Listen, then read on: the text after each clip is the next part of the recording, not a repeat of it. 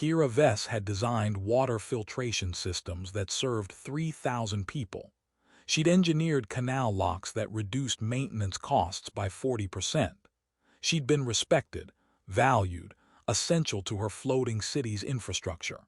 That was before the accident turned her into something Thessari culture had no use for, a burden. The industrial scaffolding collapse shattered her spine. Thessari medical technology could mend bones, cure infections, even regrow organs. But spinal damage, that was permanent. And in a society built on strength, productivity, and self-sufficiency, permanent disability had only one conclusion.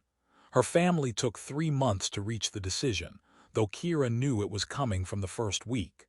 The way her mother's long ears flattened when she entered Kira's room.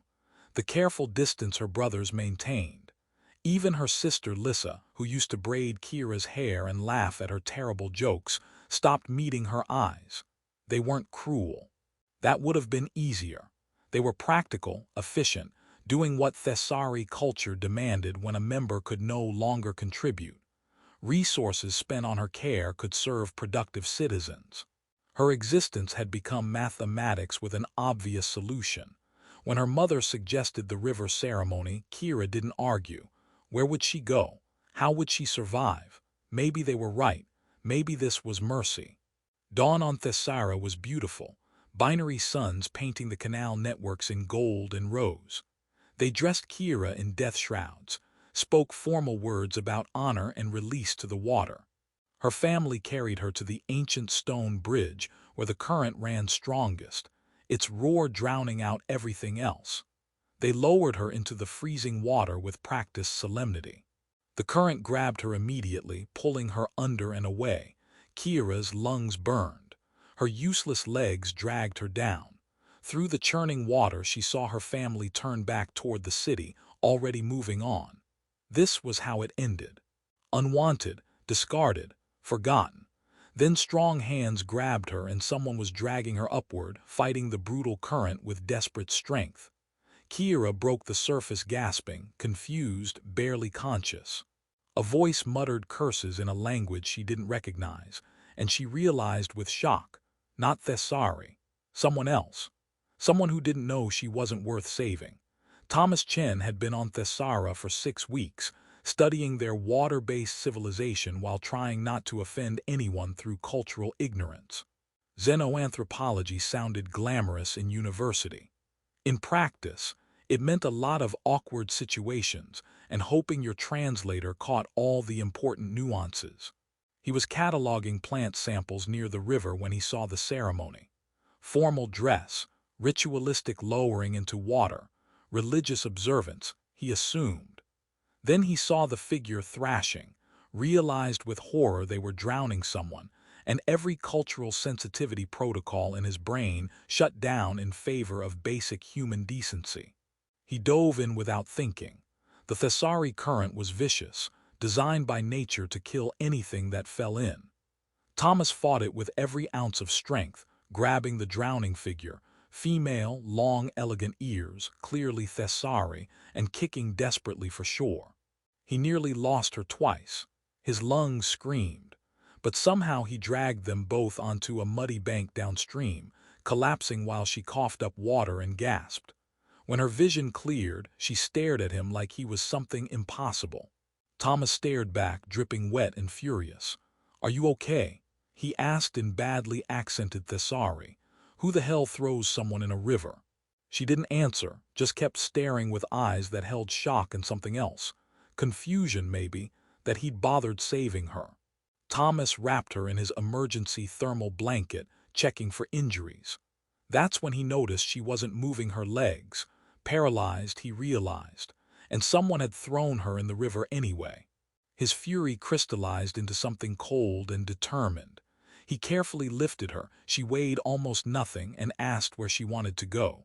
Her voice, when it finally came, was hoarse from river water. "Nowhere, there's nowhere." Thomas's jaw tightened. He'd seen a lot of cultural practices in his career, some beautiful, some strange, some that challenged his assumptions. This was just cruelty dressed up as tradition. "Then you're coming with me," he said, already walking toward his camp. And we're going to have a long conversation about why drowning people is absolutely not okay. Behind them, the city floated oblivious on its canals, and Kira's family moved on with their lives, never knowing she'd survived, never knowing a human stranger had just decided she was worth saving. Thomas's camp wasn't designed for permanent residents, let alone someone who couldn't walk. For the first 3 days they improvised, Kira sleeping in his tent, Thomas outside under stars, both navigating the awkwardness of strangers thrown together by crisis. But Thomas had engineering instincts honed by field research in difficult terrain. He built ramps from salvaged materials, rigged harnesses for mobility between camp areas, consulted Kira on designs rather than assuming he knew best. Slowly, the camp transformed into something almost accessible. Kira watched him work with growing bewilderment. In Thessari culture, accommodating disability was unthinkable.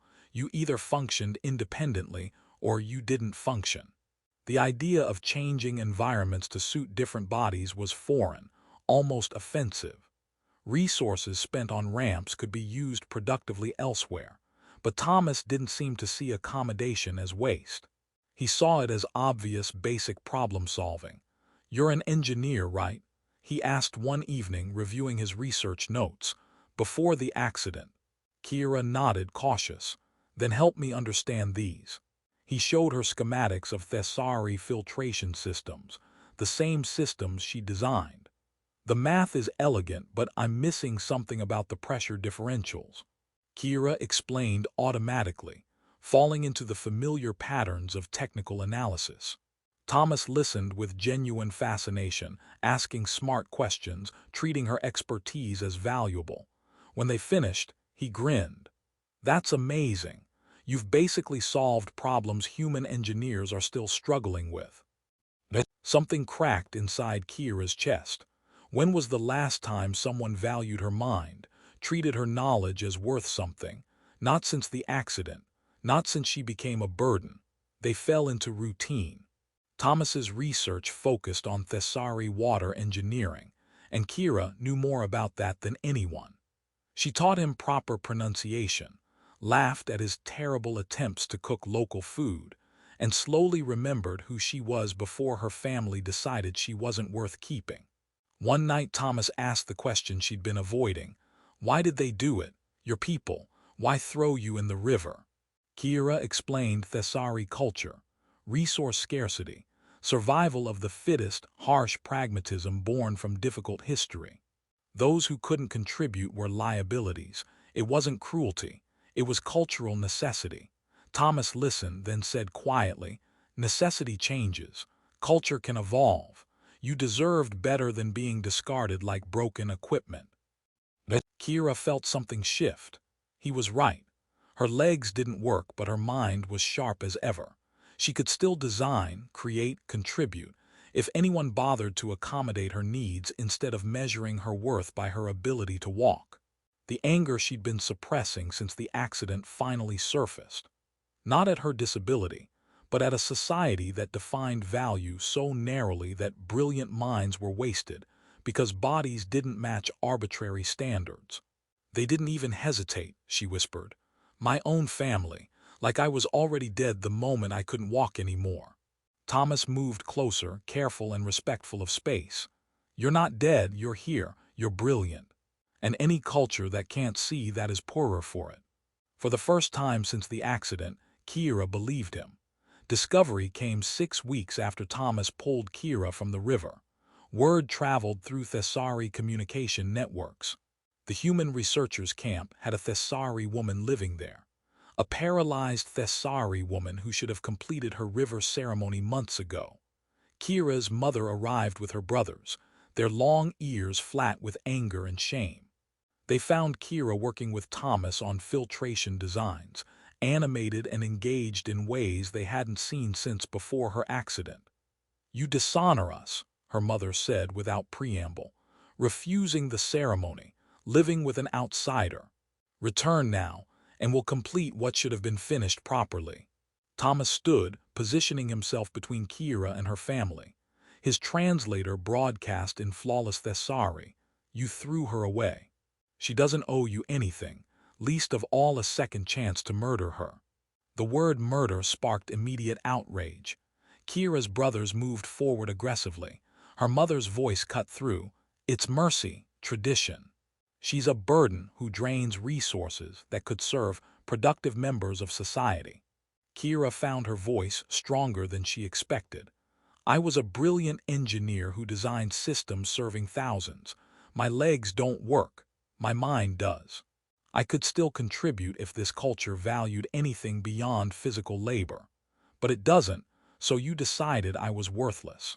Her youngest brother argued, "Resources spent on you could help 10 productive citizens."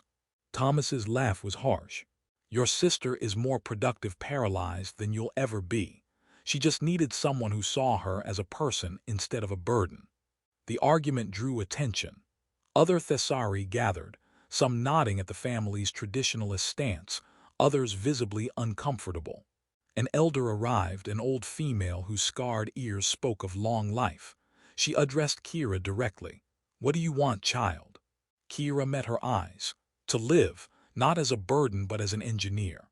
Someone whose value isn't measured by walking ability, but by the ideas I contribute." The elder turned to Thomas. "And you, human, you take responsibility for her survival." "Yes," Thomas didn't hesitate. "And when I leave Thessara, she's coming with me. Human worlds have technology, infrastructure, opportunities for someone with her mind. She doesn't have to stay here." Shock rippled through the crowd. The elder deliberated, then pronounced, "River released, no longer bound by family law. She may leave without dishonor." It wasn't acceptance, it wasn't apology, but it was freedom. Kira's mother turned away without another word, brothers following. Only Kira's sister Lissa hesitated, ears trembling, before ultimately leaving too. Kira watched them disappear and felt grief mixed with relief. Months later, on a human research station, Kira worked as a xenobiological systems consultant. Her insights were sought across multiple disciplines. Thomas remained a friend, still cooking terribly, still mangling Thessari pronunciation. One day a message arrived from Lissa. Brief, hesitant. "Your survival sparked debate among younger Thessari. Some question river tradition, some argue for medical research. Maybe things can change." Kira wrote back, her first family contact since they tried to drown her. She didn't forgive. Some wounds don't heal. But she offered information about human accessibility technology, about societies valuing minds as much as bodies, about possibilities. Maybe nothing would change. Maybe tradition was too strong. But maybe one human's decision to dive into a freezing river and save a stranger started a conversation that would make the next disabled Thessari's life less disposable. And Kira, who once thought she was worthless because she couldn't walk, now knew her value wasn't measured by her body, but by everything she created, contributed, and inspired. Thomas gave her a chance when her own people wouldn't. She was determined to prove it wasn't wasted.